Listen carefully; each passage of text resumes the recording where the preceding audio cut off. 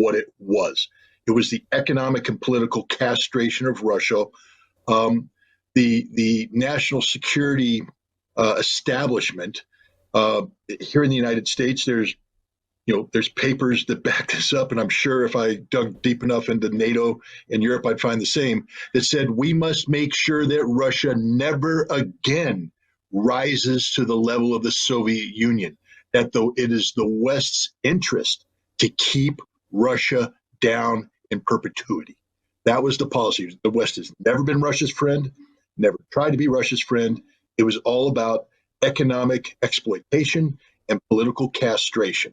This is the reality that existed when Vladimir Putin came into power in late 1999. And it's a policy that's been in play ever since then. So this notion that, NATO expansion is something new. No, NATO expansion has always been there. And we see James Baker, when he came back from his discussion with Gorbachev and Shevardnadze, and he reported to the Bush National Security Council that, hey, I sort of committed to, we're not going to expand NATO. He was shouted down and said, nope, we are expanding NATO because our policy is to permanently constrain Russia, and we need an expanded NATO to do that. And so, from the Russian perspective, this war, this conflict in Ukraine, it's not how the West has portrayed it as Russian aggression. This is Russia saying our back has been put up against the wall. We know what you want. We know what you're trying to do. We've spent a whole bunch of time trying to talk you out of this, including promulgating 2 draft treaties in December 17th of last year that said, hey, why don't we just sit back and look at a new European security framework that tones everything down, backs you up, keeps us neutral, a band of neutrality. We don't need to worry about direct conflict. NATO and the United States wouldn't even consider it. Instead, they were going forward with a policy that had been in place since 2014 to use Ukraine and Ukraine's accession into NATO as a vehicle to gut Russia. Again, going back to the original policy, to permanently cripple Russia, to lead to the political, neutering of Russia, beyond simply removing Putin from power, ensuring that whoever replaced Putin could never be a strong leader because Russia would never be a strong nation. This is the reality. So when NATO started supplying weapons to Ukraine, Russia knew what the game was. They knew straight up what it was. It didn't take long for NATO to admit it. When we have Lloyd Austin traveling to Kiev and saying, look, the golden objective here is to bleed Russia dry. We're going to kill as many Russians. He didn't say it the way I'm saying, but I'm paraphrasing him. But he said the goal is to weaken Russia to the point that Russia can never again carry out this kind of activity. And I've said this all along, that when you infuse tens of billions of dollars of military assistance into a nation like Ukraine, you fundamentally change the game. This is a game-changing event because what you're saying isn't that I'm simply trying to empower Ukraine to defend itself against Russian aggression. No, the NATO game is to empower Ukraine to be able to carry out offensive action to expel Russia from the Donbass, to expel Russia from Kherson, to recapture Crimea. And this is important because right now, NATO can politically get away with it because legally speaking, in the eyes of much of the world, right. Even Russia will say, it's Ukraine right now. Zaporizhia, Ukraine, Donbass, Russia says they're independent, but they're not yet Russia. What Vladimir Putin did is set in motion the events that will make every piece of territory where a Russian soldier currently stands Mother Russia in the eyes of Russia, which means any action undertaken by Ukraine or NATO against this territory, targeting this territory, becomes an act of war against Russia. What Putin has done is put it right in the face of NATO and say, do you want war? Here's your chance. I'm here. Russia's here. We're here. Bring it on. Because if you do, it's all over for you. Putin, it wasn't bluff when he said, we have the means to defend ourselves. We have better weapons than you. Everybody knows what he's talking about. Nuclear weapons. We are literally, they have that doomsday clock. Yeah. You got to move it to 1 second before midnight. We're this close to the world ending. That close. Right like that. Jeez. If NATO doesn't back the hell off, if NATO continues to pretend that this is some game that what this has been a special military operation, and we discussed that in the past about how it constrains Russia. All constraints are off. When Russia is talking about defending Mother Russia, they are now going to bring all of its abilities to the forefront to accomplish this task. Something I talked to a Russian about yesterday. I talked about partial mobilization, and he said, remember, it's partial mobilization. Right. It's only 300,000. We got 25 million. We can go as big as you want to go. And Russia's ready to go as big as necessary. And if NATO wants to make this an issue, then Russia will cross that threshold, meaning that if NATO wants to threaten the existence of Russia by attacking Mother Russia, either directly or through the Ukrainian proxy, then Russia will use every means at its disposal to ensure that that will fail, up to including nuclear weapons. Sergei Lavrov said there's two conditions under which nuclear weapons can be used under Russian doctrine. Condition one, you attack us with nukes. We will respond. Condition two, you threaten the national survival of the Russian nation, and we will use nuclear weapons. NATO right now is posturing itself to threaten the national survival of the Russian nation. So what do you think NATO does? Now that we have this movement, we'll get to the referendum votes in a minute, but what does NATO do? Does NATO blink on this? Do they? They have no choice. They have to. They have no choice. Stoltenberg, first of all, they won't do it, but Stoltenberg needs to be muzzled. He's out of control. He's out there saying things. Let's just remember who Stoltenberg is. And I'm not talking about the Norwegian aspect of it. He's the Secretary General of a military alliance. He has no power.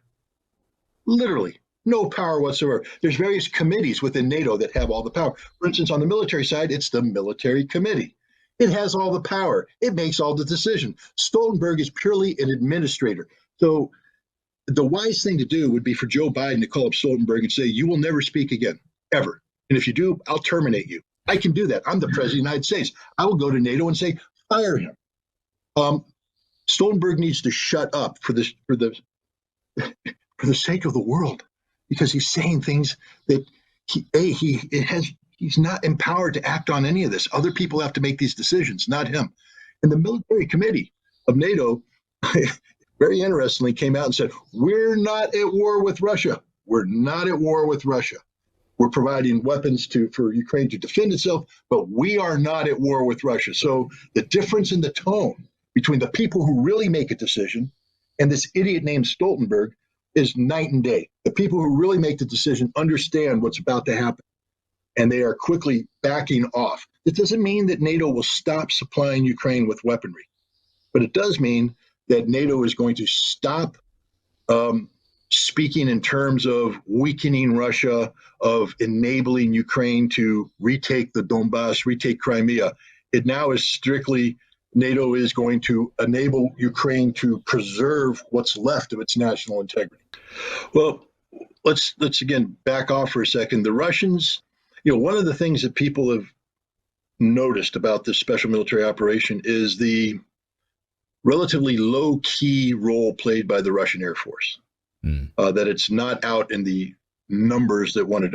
During the Gulf War, I have to tell you, man, the sky was black with F-16s, the sky was black with A-10s, the sky was black with F-15s. We own the air, and we proved we own it by just blanketing the area and targeting things massively every day. The Russians are sending out sorties, two Su-25s here, two Su-25s there, a handful of, Su-35s up in the air to provide, air defense. But the sky isn't black with Russian aircraft. But what we found out is nearly 900 Russian aircraft have been accumulated in the periphery of the special military operations zone. And now the Russians have also come out and basically said that if Ukraine undertakes any action to disrupt the referendum, that Russia will destroy infrastructure and national decision-making centers. So basically, Ukraine, if you want to commit national suicide, disrupt it. And I believe we will see, in that case, the sky of Ukraine become black with Russian aircraft as they basically unleash hell. Well, let's talk about the 200,000 plus that are currently there. When I say plus, remember there's militias from the Donetsk People's Republic, Lugansk People's Republic. There are in addition to the Russian forces, there's National Guard units. The Chechens are from the National Guard, the former Ministry of Interior forces. There's volunteer units. So there's a whole there's Wagner, the what they call a PMC, even though it's not a PMC. There's a large force of people that comprises around 80,000 or so that are beyond the 200,000 Russians that are there. But let's just talk about the Russians that are there. They actually only have about 60,000 that can engage in frontline combat on a 1,000 kilometer front. So that's 60 guys per kilometer. That ain't much. And so what the 300,000 is going to do is the Russians have been clear. These are not frontline troops. They said straight up, you're not going to the front.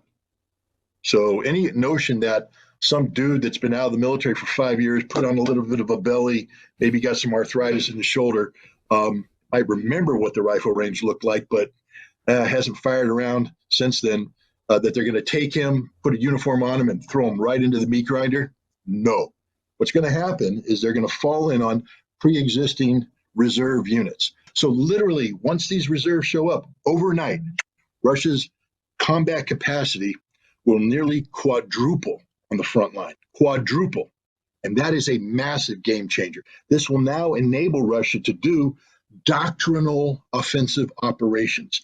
That means that when the First Guards Tank Army comes online, it's not going to be piecemeal. It's going to be the whole damn First Guards Tank Army, and they are going to do what doctrine tells them to do, which is to blast a hole into Ukrainian lines, penetrate into their rear, spread out, and annihilate everything. And they'll be supported by the 20th Combined Arms Army, the 6th Combined Arms Army, the 56th Combined Arms Army. You're going to have 4 Combined Arms Army online, and there ain't nothing that can stop them. To be frank, if they wanted to go to Berlin, they could go to Berlin because NATO's got nothing to stop them short of nuclear weapons. Now, fortunately for NATO, they don't want to go to Berlin, but they will go as far as necessary to achieve the objectives of the special military operation, even though they may rename it.